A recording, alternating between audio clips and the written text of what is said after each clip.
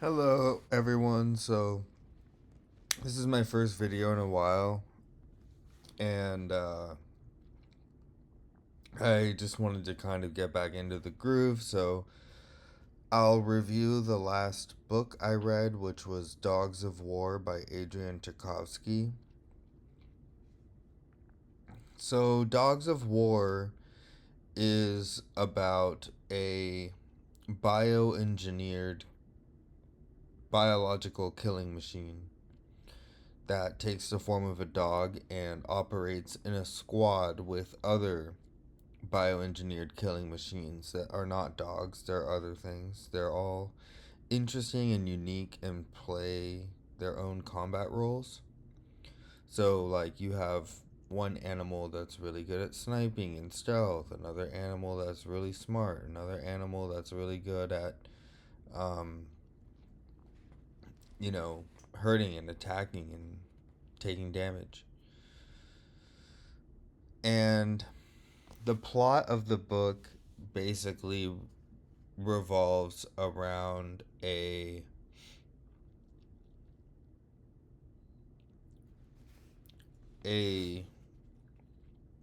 military company. I don't want to spoil too much. I won't spoil anything really. The plot just centers around a war against a paramilitary in Latin America. And so it kind of has this private military versus paramilitary plus potential war crimes and lack of accountability is really the scenario.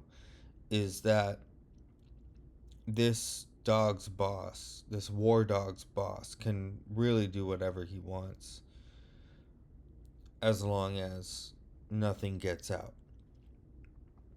Now, as far as the book goes, the plot takes you to a lot of different places psychologically from the dog's perspective. Um, the dog, the dog is the main character, obviously, but he writes in the voice in the inner monologue of the dog about like probably like 30% of the time, 20% of the time, where it's really simple sentences and stuff like that. And you have to see this dog who's never super smart. He has to try to figure out his place in the world as a living being with a purpose that was given to him and ingrained in him, but it's to kill and fight. And, you know, like most living things, at some point he wants to do things. Maybe he wants to do things other than kill and fight. Or maybe, you start to wonder about who you're killing and why and stuff like that. So this is sort of the scenario that you're contending with going into the, like, looking over the book from a high level. I found that character exploration to be good because it's a unique perspective, right? Like a dog, a bioengineered dog, so vastly more intelligent than our dogs, but still not as smart as a human. And you have to see its world transform, especially from its perspective. And that's a pretty unique idea. I'll just go on a really brief aside, but I think that we're almost at the point in fiction where there's so much of it, there's such an incredible amount that you really have to give a special award to novelty and a deep dive into the exploration of an animal killing machine as a main character in the first person is not that common. So, especially in sci-fi, like actual just sci-fi. So, unless that is a trope and I'm just illiterate and uneducated, I don't know. But anyways, as far as I know, that's not a trope. And yeah, it's fun. As far as the action, so okay, I read this book about 6 months ago, and so I kind of get to look at it from that perspective, from like what you'll really take away from it, instead of just like your immediate reaction after you, because there's a little bit of recency bias if you do a review the day after you finish the book. So looking back,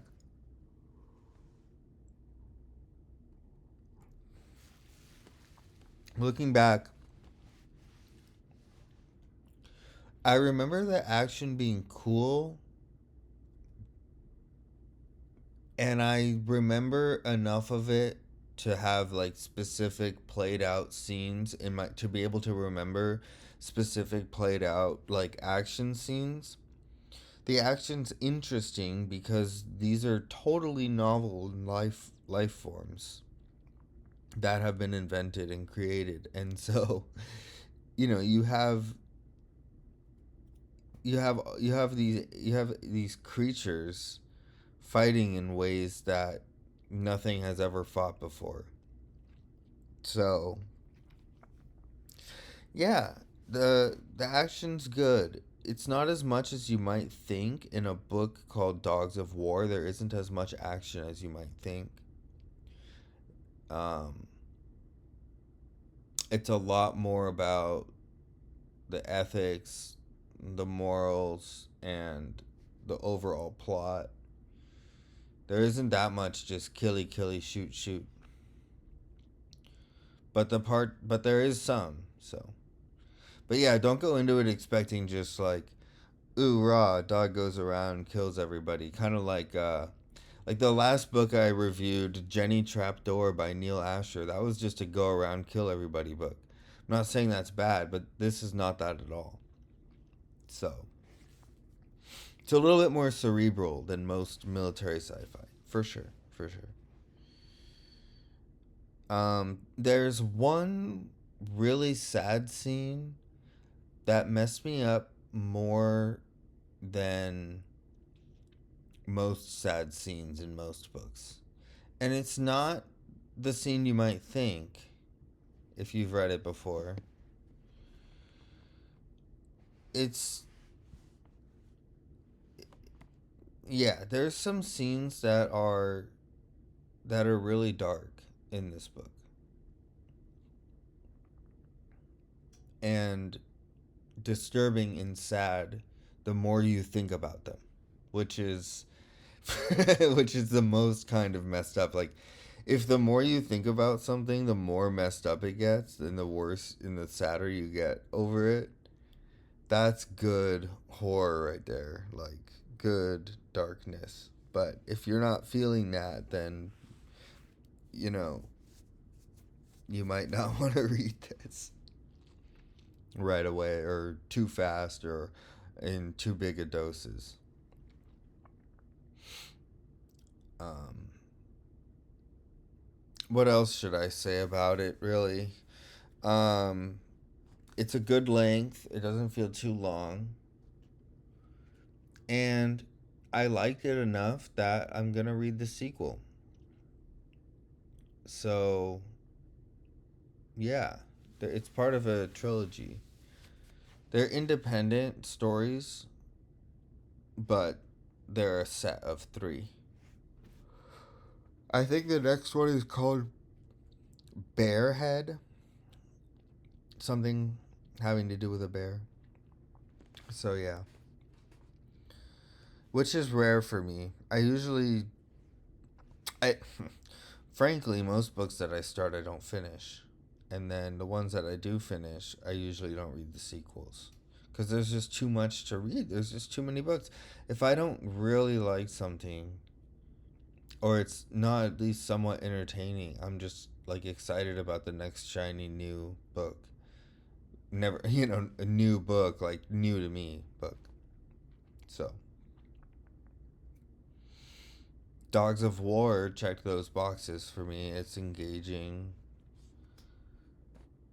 Yeah, I would give it a 4.5 out of 5. Why minus a half star? Just because the pacing can be a little bit strange at points, and there are probably, if Tchaikovsky rewrote it, he would probably speed up some parts and slow down other parts. I would just guess, but I don't know. You'd have to ask him, but very minor.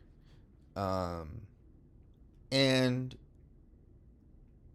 yeah, it doesn't like revolutionize the way you conceive of science fiction. But I would say it's as good as well, it's hard to compare it to some of Tchaikovsky's other books because the other Tchaikovsky books I've read are, well, of course, Children of Time, but then also like some of his longer fantasy and sci fantasy books.